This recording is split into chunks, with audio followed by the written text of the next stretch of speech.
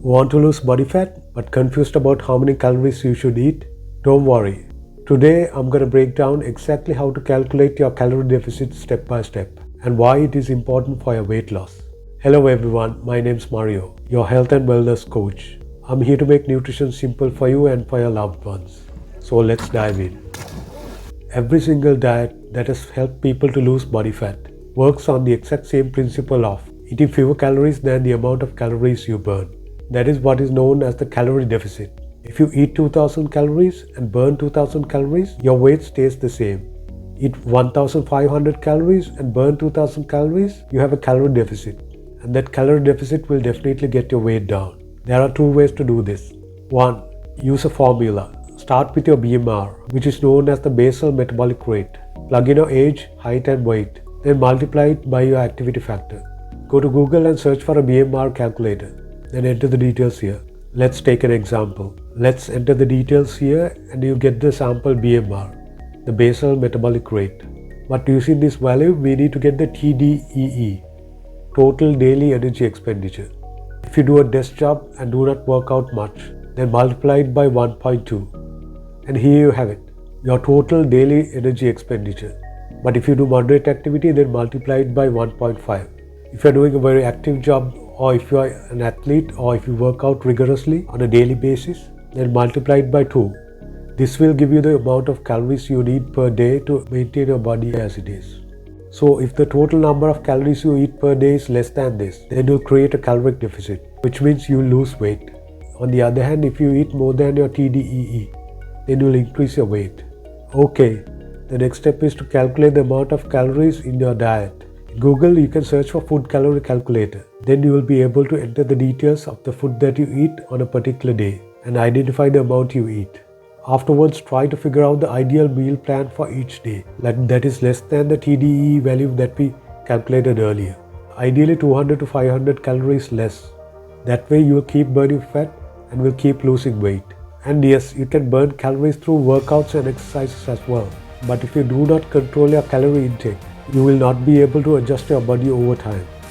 That's why the most reliable way to lose weight isn't cardio. It's managing the calories you eat. And there are many different ways to do that. So even if the diet seems very different, the principle is always the same. For example, you might have heard about the keto diet. The keto diet works because the fewer carbohydrates means the fewer calories. The paleo diet also works because it reduces the amount of starch you eat and restricts your diet to lean meat, fish, fruits, vegetables, nuts and seeds. The Mediterranean diet is also the same, with a very low quantity of carbs. Vegan diet also works, but you need to control the amount of starch you eat by avoiding heavy carb food like rice, pasta and bread. And low-fat diets work because low-fat means fewer calories. So here's a simpler and a more practical approach for most of you. Track what you are eating now. If your weight is stable, that's roughly your maintenance. Then simply reduce by 200 to 500 calories per day to create your deficit. Here's the key. Don't just calculate once and hope for the best. Track your progress. Weigh yourself daily and take a weekly average. Or you can also use photos and measurements. And if the scale isn't moving after 2 to 3 weeks, cut another 100 to 200 calories. Simple as that. That is much simpler than tracking the calorie content in every single meal. It helps you adjust your calories over time, and then you know how many calories you should burn to maintain your weight. If you want to lose weight, you need to eat fewer calories than that. Now, the only way you can eat less is by knowing how much you are eating at the moment. So that's it. Know your maintenance, eat a little less, track and adjust. Weight loss isn't magic, it's science. Another important aspect to remember is that once you reduce your weight, there'll be a certain point you'll stop reducing your weight.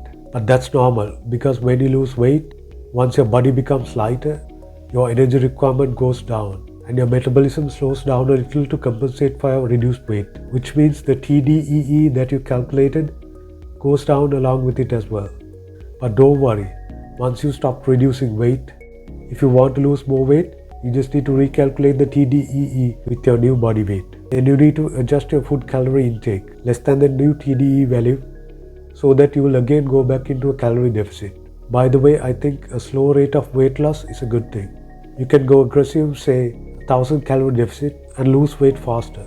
But most people burn out. and it will be harder to sustain. Smaller deficits of 200 to 500 calories are easier to stick to, protect muscle mass, and help you stay consistent long term. Slower weight loss will help you maintain more muscle mass as well.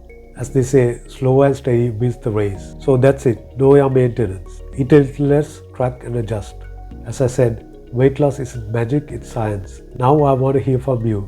Have you tried calculating your calorie deficit before? If so, drop a comment below with your experience. And if you found this helpful, smash that like button. Subscribe and check out my other videos, where I dive deeper into protein, carbs and fat, and how to make fat loss way easier. Thanks for watching. I'll see you in the next video.